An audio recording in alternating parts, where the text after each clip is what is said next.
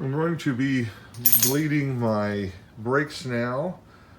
So this is the first time I'm going to have done it since I installed the rear disc brakes and converted from drums and the and my big brake kit. So if you don't have one of these one-person brake bleeder kits, they're cheap and they're so easy to use. So this is the one that I picked up from Harbor Freight, and it comes with a auto feeder bottle, so you fill the bottle with brake fluid. There's a little valve right there where you spin it so it flows, and that way you will never drain your master cylinder and have to restart.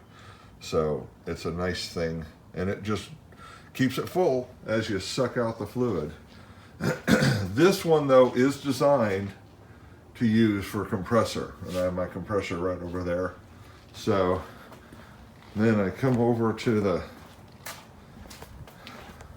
wheel, the air compressor hooks into the bottle. Here's the end right here that goes over the brake bleeder screw, which is right here. And so we just pop this rubber cover off. There's our brake bleeder screw, and we'll be set. So compressor's on and we'll get started. So what I do is I put my wrench on and that chair. There we go.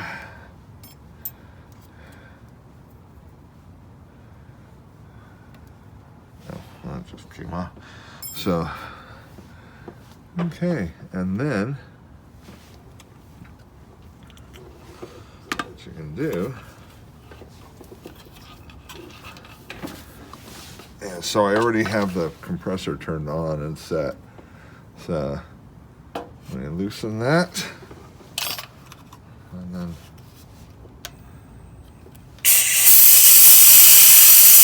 squeeze the trigger and start pulling.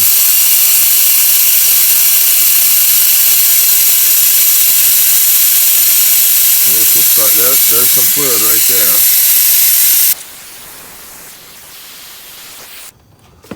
Okay. Let me.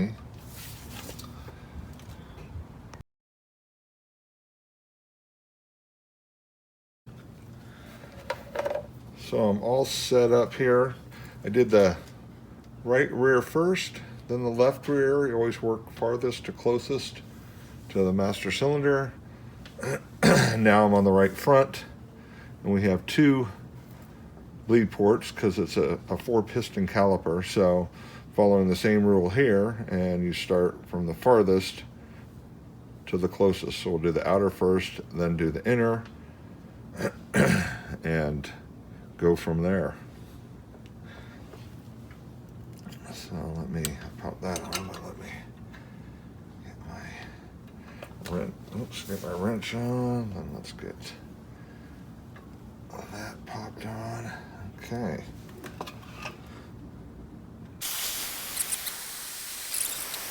So because here I basically had fluid up to this point, and then but with a new brake hose, so that was empty, and the caliper's empty, so it's got to suck it in up through there.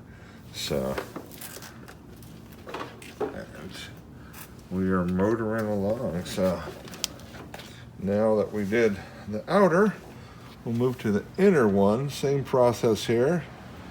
So we got my wrench and got that on the nut, so let's apply some pressure. I always start the vacuum first, so that way it always pulls through.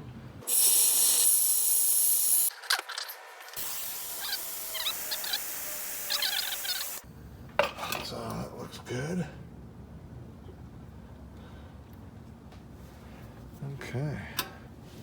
Those two are done. We'll go to the left front. The one thing about this is it makes bleeding your brakes so easy. It literally takes, less than a minute per wheel, unless your system was completely empty and you were replacing all the brake lines were new. But yeah, less than a minute per wheel. You pull it through, and even if you had to redo it, it's easy once you have it jacked up and with the wheels off. So I'll move over to the other side. We'll do this, repeat the same process here.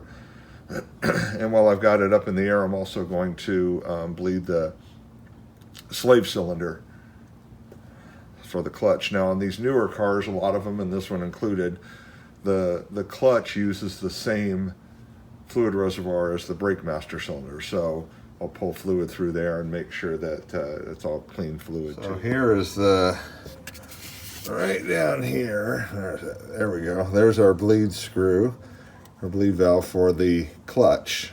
So this works the same way. This right here, we'll go over there, remove the cover. You can see there's a little rubber cover here. Remove that cover, put that on, loosen it, pull a little vacuum on it, and it'll pull fluid through it, and just make sure we got nice clean fluid for there too. So same process. So I don't know if you can see it or not. Well, I guess you can. You can see that that's cracked right there when I popped it off. This little piece right here. You see that? There we go. You can see how that broke. So, not surprising. I mean, I bought this car in November 2008. So it's, what, 13 and a half years old now since I bought it. So the rubber gets dried out. These are super cheap. I actually have a package of them, so I can always replace them when I'm doing brakes if they crack like that. So just pick yourself up some and pick a package on Amazon for a couple of dollars. So I had like 50 of them in there, so it'll last me forever. But there you go. Now, there's our exposed fitting right down there. Right, there we go, right in the middle there. Nice, bright and clean. So I went to go do that one. That's actually the clutch on the slave cylinder. There is actually an 8mm. So the brakes were all 10, so 8mm on the slave.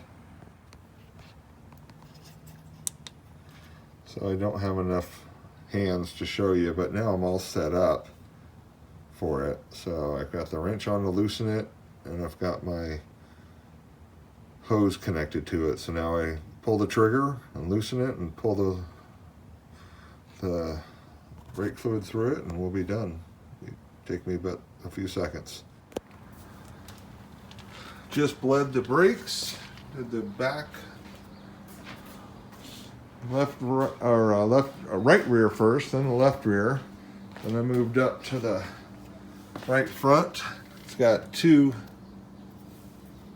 places inside and out because there's pistons on both sides. Bled both of those on the right front, then moved to the left front, and then I came down here and I even bled out the clutch master cylinder right here, so because it's all one system. So, and I used my handy one-person brake bleeder kit. Literally takes less than a minute a wheel, but you do have to have an air compressor. If not, you need to do a hand pump vacuum one, but get yourself one. They're not expensive. As always, if this helps and you like the video, please help me grow the channel.